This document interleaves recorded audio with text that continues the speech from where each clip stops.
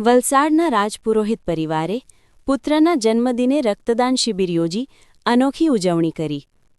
વલસાડના વેપારી બાબુભાઈ રાજપુરોહિતે પોતાના પુત્રના જન્મદિને રક્તદાન શિબિર યોજી અનોખી રીતે ઉજવણી કરી હતી. વલસાડ કૈલાસ રોડ ખાતે આવેલ રાજપુરોહિત સમાજ હોલ ખાતે પુત્ર નિખિલ રાજપુરોહિતના જન્મદિને રક્તદાન શિબિરનું આયોજન કરાયું હતું, જેમાં સમાજના અનેક લોકોએ રક્તદાન કર્યું હતું. નિખિલ રાજપુરોહિત અનેક સમાજસેવા કાર્યથી જોડાયેલા છે. તેઓ શ્રી હનુમાન ફાઉન્ડેશન સંસ્થા ચલાવે છે. સાથે આશ્રમોમાં જમણવાર યોજે છે અને ઉનાળામાં પાણીનું પરબ શરૂ કરી મફત લોકો માટે ઠંડુ પાણી પીવાની સેવા કરે છે. આ શિબિરમાં ઉપસ્થિત બ્લડ બેંકના ડિરેક્ટર ભાવેશભાઈએ જણાવ્યું કે બ્લડ બેંક 1984થી 4500 જેટલી રક્ત યુનિટનું દાન મેળવેલ છે. 1 યુનિટ રક્ત 3 માનવને જીવતદાન આપે છે. દરેક લોકોએ રક્તદાન કરી માનવ સેવા કરવી જોઈએ. વધુમાં ભાવેશભાઈએ જણાવ્યું કે સરકારની યોજના મુજબ આદિવાસીઓને રક્તની જરૂર હોય તો મફત રક્ત મળે છે.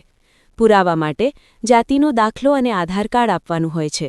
સિકલ સેલ તેમજ થેલેસેમિયાના દર્દીઓને પણ મફત રક્ત મળે છે. આ ઉપરાંત સરકારી સિવિલ હોસ્પિટલમાં JSSK અને PMJAY હેઠળ મફત રક્ત મળે છે. એ સિવાય રક્ત કરનાર વ્યક્તિના પરિવારને મફત મળે છે. વધુમાં ભાવેશભાઈએ જણાવ્યું કે દરેક વ્યક્તિએ દર 3 મહિને રક્તદાન કરવું જોઈએ. આ પ્રસંગે બાબુભાઈ રાજપુરોહિત, અજીત રાજપુરોહિત તેમજ સમાજના અનેક લોકો ઉપસ્થિત રહ્યા હતા.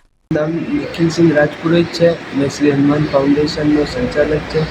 અમે બધા મિત્રો હંમેશા સેવા કાર્યના કામ કરતા રહ્યા છે અને આજે પણ મારા જન્મદિવસના દિવસે અમે બધાએ એવું ડિસિઝન લીધું કે અમે બધા બ્લડ કેમ્પનું આયોજન કરશું અને સેવાભાવીના 2-3 કાર્ય છે, જેમ કે પાણી ગરીબોને માટે જમવાનું આપવાનું, પછી પાણીની વ્યવસ્થા કરવાની ને પછી છેલ્લે આપણે આ બ્લડ કેમ્પનું બી આયોજન કરેલું જે હમણાં હાલમાં ચાલતું છે ને બપોરે 2 વાગ્યા સુધી આ આયોજન ચાલુ રહેશે.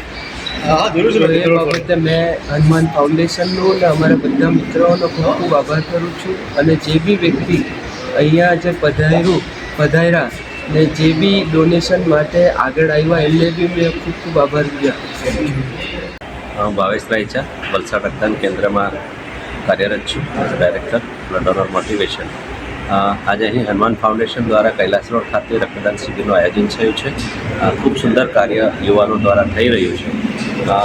મારી એક જ દરેક સમાજને અપીલ છે કે યુવાનો વધુને વધુ આગળ આવે, નિયમિત રક્તદાનની ટેવને વિકસાવે અને સમાજના દરેક અગ્રણીઓને પણ વિનંતી છે કે આગામી સમયે ગરમી પુષ્કળ પડી રહી છે, વેકેશનનો માહોલ આવી રહ્યો છે, લગ્નસરા આવશે અને રક્તની અછત સમગ્ર રાજ્યમાં અને દેશમાં વર્તાય છે. આ સમય દરમિયાન દરેક સમાજના અગ્રણીઓ આ વિશે ધ્યાન કેન્દ્રિત કરે અને એટલીસ્ટ 25થી 50 યુનિટના પણ નાના રક્તદાન શિબિર યોજીને રક્તદાન કેન્દ્રને યોગદાન પૂરું પાડે, જેથી આપણે નિયત સમય માત્રામાં જે પણ જરૂરિયાતમંદ દર્દી છે એને રક્તનો જથ્થો પુરવઠો પૂરો પાડી શકીએ અને કોઈકની જીવન બચાવી શકીએ.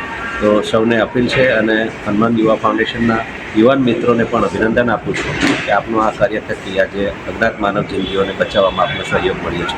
એ બદલ આભાર. એક બોટલ રક્તદાનમાં શું થઈ શકે છે? મિત્ર, આપણને એમ લાગે છે કે આપણે ફક્ત એક રક્તનું દાન કરીએ છીએ, પણ એક રક્તદાન યુનિટ થકી આપણે 3 માનવ જિંદગી બચાવીએ છીએ.